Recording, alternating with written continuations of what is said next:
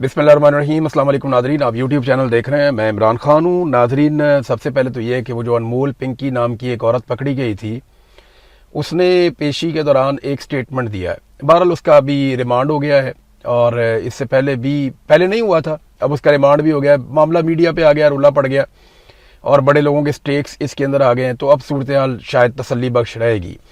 इंसाफ होना चाहिए और मनशियात बेचने की किसी को भी पाकिस्तान में इजाज़त नहीं होनी चाहिए। पूरी नस्ल तबाह हो जाती है। ड्रग्स के कारोबार में पैसा तो बहुत है, ये लोग बहुत पैसा कमाते हैं, बहुत पैसा बनाते हैं, लेकिन लोगों की ज़िंदगियां तबाह कर देते हैं। मैं ज़ाती तौर पे ऐसे लोगों को जानता हूं जिनकी नशे ने ज़िंदगी तबाह की, बर्बाद की। उनकी फैमिलियां रुल गई, उनके लोग परेशान हो गए, उनके बच्चे रुल जाते हैं, ख़ानदान पूरे के पूरे बिखर जाते हैं। तो नशा बहुत बुरी चीज़ है, इसमें आदमी को कोई होश नहीं रहती। लिहाजा ऐसे लोगों के साथ सख्ती से निपटना चाहिए। पूरा नेटवर्क ये भी पकड़ना चाहिए और बेशुमार नेटवर्क हैं, बेशुमार हैं, सबको पकड़ना चाहिए। मैं जब जर्नलिस्ट नहीं था तो उससे पहले चंद सालों तक मैं एक तंजीम के लिए उसके साथ काम करता रहा जो नशे के खिलाफ काम करती थी। और हम हर जगह पे जाते थे, नौजवानों को बताते थे, कोशिश करते थे कि लोग नशे के आदी ना हों और अगर कोई नशा करता है तो वो छोड़ दे, कायल करने की कोशिश करते थे। लेकिन मैं क्योंकि ज़ाती तौर पे जानता हूँ कि ये कितनी बुरी चीज़ है। मैंने अपने करीबी दोस्तों को तबाह होते हुए देखा, कुछ इलाके में लोगों को तबाह होते हुए देखा कि अच्छा भला आदमी था, अचानक नशे पे लगा, घर बार सारा कुछ तबाह कर लिया, फैमिली तबाह कर ली। तो अभी वो जो औरत है उसने एक और कंट्रोवर्शियल स्टेटमेंट दिया। उसने जब उसको लेकर आए अदालत में तो उसने वहाँ पे उसके सर के ऊपर कपड़ा डाला हुआ था। पहले तो बड़े प्रोटोकॉल के साथ आ रही थी, आपने देखा विजुअल कैसे दंदनाती हुई फिर रही थी वहाँ पे। जनाब कैमरामैन वीडियो बना रहे थे, चौड़ी होके जा रही थी। जनाब बदमाशी है, कमाल है। तो पहले तो वो उस तरह जा रही थी जो नॉर्मल रूटीन होती है इन लोगों की। लेकिन आज जो है वो सर पे कपड़ा वपड़ा डाला हुआ था और औरतों ने भी पकड़ा हुआ था, घेरा हुआ था और ज़बरदस्ती खींच खींच के ले जा रही थी। तो वहाँ उसने एक जुमला बोला और एक बात की। तो अनमोल पिंकी ने बताया कि मुझ पर दबाव डाला जा रहा है कि बनी गाला के एक बंदे को मैं मंशियात सप्लाई करती थी, ये मुझे कहा जा रहा है कि मैं ये स्टेटमेंट दूँ या मुझे कहा जा रहा है कि मैं ये बात करूं। तो उसने जब ये कहा कि मेरे ऊपर दबाव डाला जा रहा है तो फौरी तौर पे ना पुलिस वालों ने उसके सर के ऊपर कपड़ा डाला, उसे खींच के अंदर की तरफ लेकर गए और कोशिश की कि वो मीडिया के साथ बात ना कर सके। लेकिन उसने वहाँ पे अदालत में ये स्टेटमेंट दिया। उसने कहा जी मुझ पर दबाव डाला जा रहा है, मुझे तशद्दुद किया जा रहा है, मुझे धमकियाँ दी जा रही हैं कि तेरे घर वालों को उठा लेंगे और मुझे तो लाहौर से जो है वो मेरा ताल्लुक है, मेरे पास यहाँ केसेस बनाए जा रहे हैं। तो वो बातें करती रही वो। तो उसने कहा जी बनी गाला के एक शख्स को मैं मंशियात सप्लाई करती थी, मुझ पर दबाव डाला जा रहा है कि मैं ये स्टेटमेंट दूँ। तो फौरी तौर पे पाकिस्तान तहरीक इंसाफ के लोग जो हैं वो मैदान में आ गए। उन्होंने कहा जी ये क्या बकवास है, इमरान खान पे इतने केसेस आपने पहले डाल दिए, आप ये भी करके देख लें। देखें, मैंने आपको पिछले वीलॉग में एक बात बताई थी, मुझे आइडिया नहीं था कि इतनी जल्दी उस बात की तस्दीक हो जाएगी। आप मेरा पिछला वीलॉग निकालें, उसमें मैंने आपको बताया था कि आप पारा इस्लामाबाद में जो ISI का हेडक्वार्टर है वहाँ पर सहाफ़ियों को बुलाया गया था और ज़्यादातर उन सहाफ़ियों को बुलाया गया था जिनकी बातों को ज़्यादा पसंद नहीं करती मिलिट्री एस्टेब्लिशमेंट। उन्हें बुलाकर धमकाया गया और उन्हें मजबूर किया गया और उन्हें बार बार ये कहा गया कि तुम लोग फोकस दीगर खबरों के ऊपर रखो। और स्पेसिफिकली ये वाली खबर के बारे में कहा गया कि पिंकी जो मंशियात फरोश पकड़ी गई है ये वो खबर है, इस तरह की चीज़ें आप रिपोर्ट करें, पूरी दुनिया में रिपोर्ट होती हैं। तो वो देखें मुआशरे के लिए कितने ये हैं। तो वो इस किस्म की कहानियाँ जो वो सुना गए, तो उन्हें कहा गया लोगों को कि आपने ये रिपोर्ट करना है, मीडिया को कहा गया। उसके बाद हम देखते हैं कि मीडिया के अंदर इस खबर को ज़्यादा उठाया जाता है गुज़िश्ता 2-3 दिन में। कुछ हमारे एंकर्स हैं वो पूरा प्रोग्राम इसके ऊपर कर देते हैं। हालांकि इससे बहुत बड़ी बड़ी खबरें हैं पाकिस्तान में। तीरा में जो दहशतगर्दी का इंसिडेंट हुआ या खैबर पख्तूनख्वा में जो लगातार दहशतगर्दी के वाक़यात हो रहे हैं, पिछले एक हफ्ते के अंदर दर्जनों लोग शहीद हो गए पाकिस्तान में दहशतगर्दी में, उसके ऊपर मीडिया प्रोग्राम नहीं करता। एक औरत पकड़ी गई है मंशियात फरोश, उसके ऊपर मीडिया प्रोग्राम करता है। इस्लामाबाद में एक लेडी जर्नलिस्ट थी, वो लेकर जा रही थी शराब अपनी गाड़ी की डिक्की में भर के और उन्हें पकड़ा पुलिस ने वहाँ पे। और वो लेडी जर्नलिस्ट ने पुलिस को धमकियाँ लगाना शुरू कर दी। तो वो पुलिस वाले उनको मना कर रहे थे, आप धमकियाँ ना लगाएं, आपके पास से ये शराब बरामद हुई है, आप बताएं आप ये क्यों लेकर जा रही हैं। तो उन्होंने जवाब देने की बजाय धमकियाँ लगाई और थोड़ी देर के बाद उन्होंने कोई ऑफिसर से बात की और कुछ खास किस्म के लोग पहुँच गए, नामालूम अफराद। उन्होंने आकर अपनी शनाख्त कराई पुलिस से, पुलिस ने माफ़ी मांगी। वो खातून जो है वो अपनी शराब लेकर वहाँ से निकल गई। यानी उन्होंने सबके कैमरे भी चेक किए, मोबाइल भी चेक किए कि किसी के पास कोई फुटेज तो नहीं बनी या कोई ऐसी चीज़ तो नहीं है। तो वो खातून सहाफ़ी वहाँ से वो शराब लेकर निकल गई। तो इसके ऊपर तो कोई प्रोग्राम नहीं हुआ। वो तो दंदनाती हुई आई, उसके पास शराब मौजूद थी जो एक नशा करने वाली चीज़ है। इसने भी बड़े घर बर्बाद किए हैं।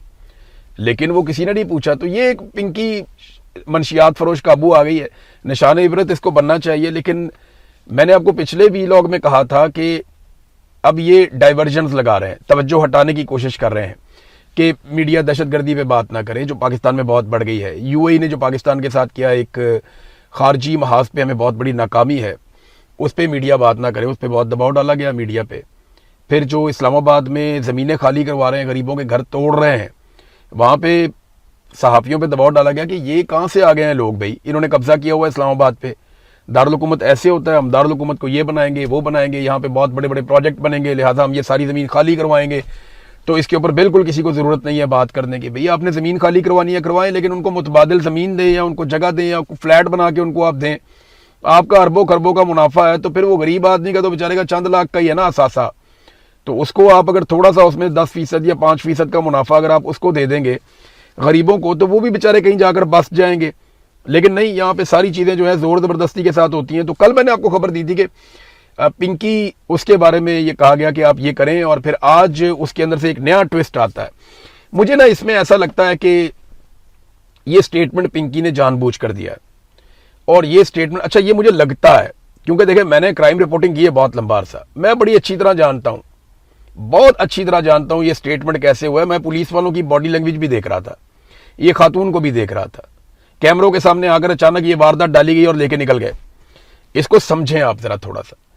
دیکھیں اگر ایک ملزمہ ہوتی نا, یا اس کا اپنا سٹیٹمنٹ ہوتا, اگر یہ سٹیٹمنٹ اس خاتون کا اپنا ہوتا, تو یہ کبھی یہ نہ کہتی کہ بنی گالا کے ایک شخص کو میں سپلائی کرتی رہی ہوں, مجھے یہ کہنے کے لیے دباؤ ڈالا جا رہا ہے. اگر اس کا اپنا سٹیٹمنٹ ہوتا تو یہ صاف کہتی کہ مجھے دباؤ ڈالا جا رہا ہے کہ میں عمران خان کو سپلائی کرتی رہی ہوں. یہ ذرا غور کیجئے گا تھوڑی سی بات. یہ اسٹیبلشمنٹ ایسے ہی کھیلتی ہے گول گول کر کے, کہ نام بھی نہیں لینا, الزام بھی لگا دینا ہے, کہنا بھی کچھ نہیں اور سارا کچھ کہہ بھی دینا ہے. تو یہ ان کا طریقہ واردات ہے اسٹیبلشمنٹ کا. یہ کرمنل کے دماغ میں ایسے بات نہیں آتی, یا پولیس کے دماغ میں بھی ایسے بات نہیں آتی. تو یہ ایک واردات انہوں نے ڈالی ہے صرف توجہ بھٹکانے کے لیے, توجہ ہٹانے کے لیے. توجہ رہنی چاہیے جو بجٹ ابھی یہ بیڑا غرق کر رہے ہیں عوام کا, اس کے اوپر توجہ رہنی چاہیے. گردشی قرضہ انہوں نے کیسے بڑھا دیا اس کے اوپر توجہ رہنی چاہیے. کہ انہوں نے عوام سے جس طرح کی لیویاں وصول کی ہیں, یعنی میں آپ کو یہ بتاتا ہوں کہ لیوی تو قانوناً آپ لے ہی نہیں سکتے, اس کے لیے آپ کو اپروول چاہیے ہوتی ہے, اور وہ بھی آپ نے 5 روپے 10 روپے آپ نے لیوی لے لی, بہت ہے. انہوں نے لیوی کو بڑھا کے 100 روپے سے اوپر پہنچا دیا ہے.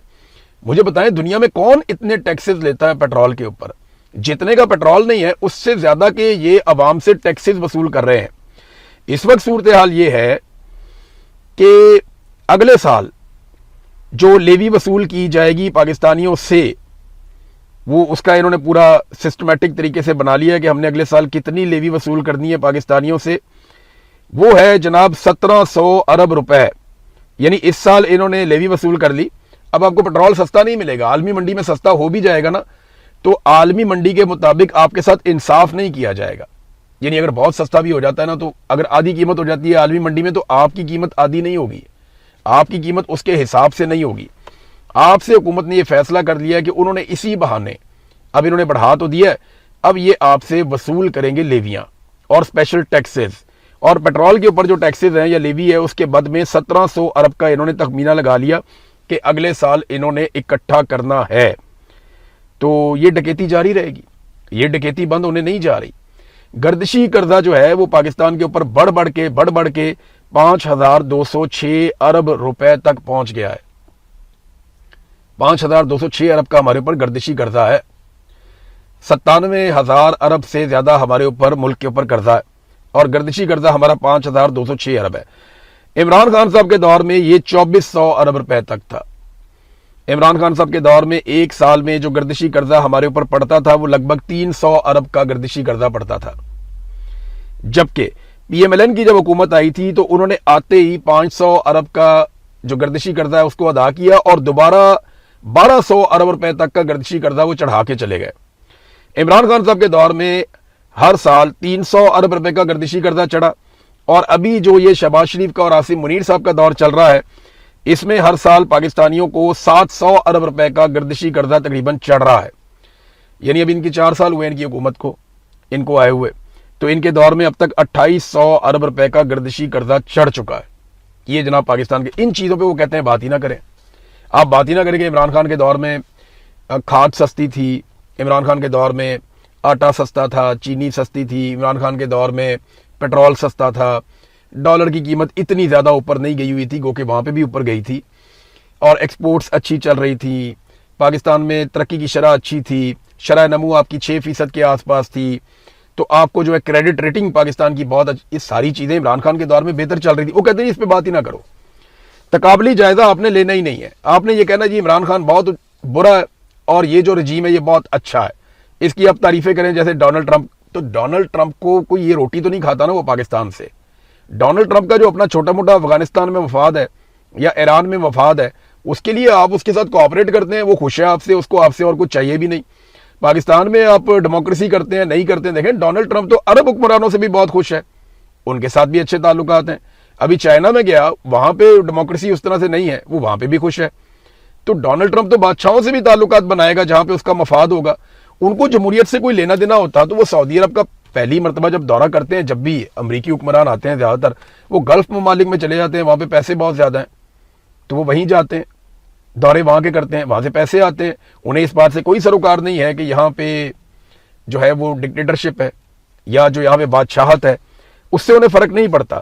بہرحال گردشی قرضہ انہوں نے بڑھا کے 5,206 ارب روپے تک پہنچا دیا ہے, اور ایک اسپیشل سرچارج جولائی کے بعد سے پاکستانیوں کو بل کے اندر آئے گا, یہ آپ کو ادا کرنا پڑے گا. اور یہ اس کے علاوہ آپ کو دینی پڑے گی کیپیسٹی پیمنٹ جو 2,000 ارب روپے بنتی ہے ہر سال. 2,000 ارب روپے ہر سال آپ کو کیپیسٹی پیمنٹ الگ سے دینی پڑے گی.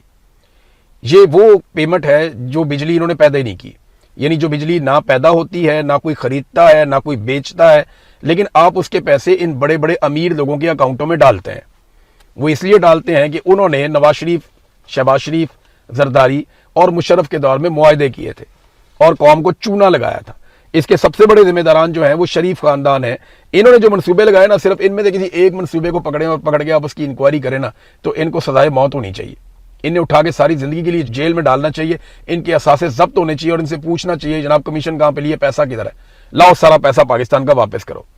حالات آپ چیک کریں کہ جہاز کا تیل جو ہے پاکستان میں, یہ ابھی خبر میں دیکھ رہا تھا, ایک جو جہاز کا تیل ہے, جیٹ فیول جسے آپ کہتے ہیں, اس میں وہ سستا کر دیا حکومت نے. کیونکہ دیکھیں نا, پی آئی اے لے لی فوجی فاؤنڈیشن نے, اور بڑے بڑے تگڑے لوگ ہیں وہ, ان کی ایئر لائنز ہیں, تو ایئر لائنز کو تو خسارے میں نہیں ڈالنا, وہاں پہ تو فیول سستا ہونا چاہیے.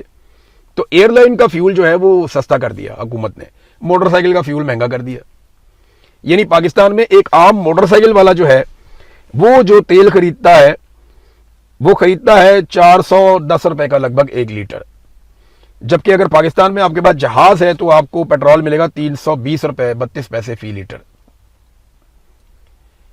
آپ کو اگر موٹر سائیکل کے آپ مالک ہیں, CD70 ہے آپ کے پاس یا کوئی پرانا سا موٹر سائیکل ہے, تو آپ 410 روپے کا پیٹرول لیں گے 1 لیٹر, جو آگے مہنگا بھی ہو جائے گا. جبکہ آپ کے پاس اگر جہاز ہے پاکستان میں یا آپ ایئر لائن چلاتے ہیں, تو آپ کو وہی پیٹرول یا اس سے بہت اعلیٰ کوالٹی کا جیٹ فیول آپ کو 320 روپے 32 پیسے فی لیٹر میں ملے گا. یہ صورتحال ہے. ایک خبر بڑی عجیب و غریب آئی ہے, BBC پہ چلی ہے, تو میں آپ کو اس کا بیک گراؤنڈ بتا دیتا ہوں, کیونکہ میں اس کو ذاتی طور پہ جانتا ہوں پہلے بھی. محسن نقوی صاحب کو ایک دعوت نامہ آ گیا بھارت سے کہ جناب آپ بھارت میں آ جائیں IPL کا فائنل دیکھنے کے لیے. یہ دعوت نامہ کیوں آیا میں آپ کو بتا دیتا ہوں. یہ بیک ڈور چینل ڈپلومیسی چل رہی ہے پاکستان کی ملٹری اسٹیبلشمنٹ کی, بھارت کی ملٹری اور ان کی حکومت کے ساتھ. یہ جب عمران خان صاحب بڑے سخت بیانات دیتے تھے نا جن دنوں میں, اور وہ نریندر مودی کو فاشسٹ کہتے تھے, جب RSS کے نظریے کو وہ جا کے جوڑتے تھے عمران خان صاحب نازیوں کے نظریے کے ساتھ, جو ہٹلر کے ٹائم کے ساتھ, تو اس وقت انڈیا کو بہت تکلیف ہوتی تھی. تو انڈینز تب بار بار درخواست کرتے تھے, کیونکہ بیک ڈور چینل پہ ان کے رابطے فوجیوں کے آپس میں رہتے ہیں, فوج آپس میں رابطے کبھی بھی ختم نہیں کرتی, انڈین فوج کے اور پاکستانی فوج کے, ان کی جو اسٹیبلشمنٹ ہے ان کے, اور ان کی اسٹیبلشمنٹ تو سیاستدان کنٹرول کرتے ہیں, بہرحال وہ پاکستانی فوجیوں کے ساتھ وہ رابطے میں رہتے ہیں. اس بات کا اعتراف ہمارے سامنے جنرل باجوہ نے کیا تھا, اور بڑے عرصے کے بعد یہ پتا چلا تھا کہ جن دنوں عمران خان صاحب سخت مخالفت کر رہے تھے انڈیا کی, ان دنوں میں عمران خان صاحب کے نالج سے باہر جنرل فیاض حمید جو ہے اجیت دوول سے ملاقاتیں کر رہے تھے, اور دیگر لوگ بھی آپس میں رابطوں میں تھے. تو یہ بیک ڈور چینل ڈپلومیسی چلتی رہتی ہے, اور یہیں سے یہ چیز طے ہوئی کہ گڈ ول جیسچر کے طور پہ محسن نقوی کو دعوت دی جائے IPL کے فائنل کے لیے اب دیکھتے ہیں جاتے ہیں نہیں جاتے، یا تھوڑی سی اور اس میں پالیٹکس کرتے ہیں، لیکن فی الحال یہ ڈپلومیسی کبھی کام کرتی ہے کبھی کام نہیں کرتی. لیکن اچھی بات یہ ہے کہ یہ آپس میں رابطے میں رہتے ہیں. سیاستدان جتنا مرضی لڑے، فوجوں کے آپس میں کچھ نہ کچھ رابطے وہ برقرار رہتے ہیں، کہیں نہ کہیں پہ وہ ایک دوسرے کے لیے مارجن رکھتے ہیں. اعظم نذیر تارڑ صاحب نے ایک سٹیٹمنٹ دیا اور کہا کہ مجھے آئینی ترمیم کا علم نہیں ہے. دیکھیں جب 26ویں آئینی ترمیم آ رہی تھی تب اعظم نذیر تارڑ سے پوچھا تو انہوں نے کہا جی مجھے علم نہیں ہے، جب آئے گی سب کو پتہ چل جائے گا. 27ویں آئینی ترمیم کا پوچھا، انہوں نے کہا جی مجھے علم نہیں ہے، جب ہوگی سب کو پتہ چل جائے گا، ہم بیٹھیں گے مشاورت کریں گے، اتحادیوں سے مشاورت کے بغیر نہیں ہو سکتا، ترمیم اگر آئین میں کرنی ضروری ہوئی تو ہم ضرور کریں گے. وہ اس طرح کی باتیں انہوں نے پہلے بھی کی تھی اعظم نذیر تارڑ صاحب نے. اب 28ویں آئینی ترمیم آ رہی ہے، ہم پھر خبر دے رہے ہیں، تو اعظم نذیر تارڑ صاحب نے اسی طرح کی باتیں کی. انہوں نے کہا جی ہمارے تو اتحادی ہیں، ان کے بغیر ہم کر نہیں سکتے، ہم تو ان کے ساتھ مشاورت کریں گے، بیٹھیں گے، بات چیت کریں گے، آئین کے اندر بڑی گنجائش ہے، چیزیں ہیں جن کو ٹھیک ہونا چاہیے، پہلے بھی کنسنسس ہوا تھا، اب بھی کنسنسس ہونا چاہیے. دیکھیں میں نے جو ان کی باتوں سے نوٹ کیا نا، ایکچولی یہ 18ویں آئینی ترمیم کو مجھے جو لگتا ہے کہ یہ سیبوٹاج کرنے جا رہے ہیں 28ویں آئینی ترمیم کے اندر. 18ویں آئینی ترمیم آئی تھی 2009 میں پیپلز پارٹی کے دور میں، پی ایم ایل این نے اس کے اوپر ووٹ ڈالا تھا اور انہوں نے صوبائی خود مختاری دی تھی صوبوں کو، اور بہت سارے اختیارات وفاق سے لے کر صوبوں کو دے دیے تھے تاکہ صوبے بہتر انداز میں گورن کر سکیں. تو اب ہوا یہ ہے کہ انہوں نے یہ فیصلہ کر لیا پاکستان کی ملٹری اسٹیبلشمنٹ نے کہ صوبوں سے اختیارات واپس لے کر اپنے پاس رکھنے ہیں، اور ان اختیارات کو مثال کے طور پہ وہ چاہتے ہیں کہ معدنیات ان کے کنٹرول میں آ جائیں، وہ چاہتے ہیں کہ بہت بڑے بڑے جو بجٹس ہیں وہ ان کے کنٹرول میں آ جائیں، بڑے بڑے جو منصوبے ہیں وہ وفاق کے کنٹرول میں آ جائیں، صوبوں کو محدود کر دیں، کمزور کر دیں، تاکہ ملٹری اسٹیبلشمنٹ کو آسانی رہے تمام چیزوں کے اندر مداخلت کرنے کی. ایسا ہی ایف سی بھی اسی لیے بنایا تھا انہوں نے. تو فوج کو نا میکسیمم اختیارات چاہیے ہوتے ہیں، فوجی جرنیلوں کو زیادہ سے زیادہ اختیارات. انہیں لگتا ہے جتنے ان کے پاس اختیارات ہوں گے وہ اتنا بہتر کام کر سکیں گے اور پاکستان کو فائدہ ہوگا، انہوں یہ لگتا ہے. لیکن جتنے اختیارات ہم نے جب فوج کو دیے، پاکستان کو الٹا نقصان ہوا. ضیاء الحق نے جو کچھ کیا پاکستان کے ساتھ، آج پاکستان کو اس کا نقصان ہو رہا ہے. پرویز مشرف نے جو کچھ کیا پاکستان کے ساتھ، اس کا پاکستان کو نقصان ہوا. جو کچھ یحییٰ خان نے پاکستان کے ساتھ کیا، پاکستان دو ٹکڑے ہو گیا. جو ایوب خان نے پاکستان کے ساتھ کیا، اس کا بھی پاکستان کو نقصان ہوا. اور جو ابھی عاصم منیر صاحب کر رہے ہیں، اس سے پہلے جنرل باجوہ کر کے گیا، ان چیزوں باجوہ صاحب دیکھیں ابھی وہ تو لیٹرین میں گرے، ان کو چوٹ بھی لگ گئی ہے. اللہ تعالیٰ انہیں صحت عطا فرمائے تاکہ وہ قانون کا سامنا کریں. تو میرا یہ کہنا ہے کہ ان لوگوں نے جو بھی کیا اس کا پاکستان کو نقصان ہوا، فائدہ نہیں ہوا. لہذا یہ اختیارات کے پیچھے بھاگنا بند کریں اور یہ اپنی بیرکوں میں واپس جائیں تاکہ پاکستانی پاکستان کو زیادہ بہتر انداز میں چلا سکیں. اب تک کے لیے اتنا ہی. اپنا خیال رکھیے گا، اپنے اس چینل کا بھی. اللہ حافظ.